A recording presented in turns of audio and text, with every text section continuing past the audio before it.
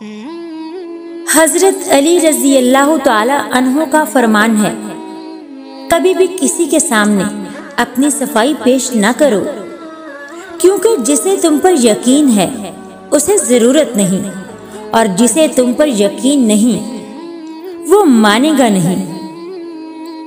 اللہ کی پکڑ انسان کی اکڑ، اللہ کی پکڑ انسان کی اکڑ ایک جھٹکے میں نکال دیتی ہے۔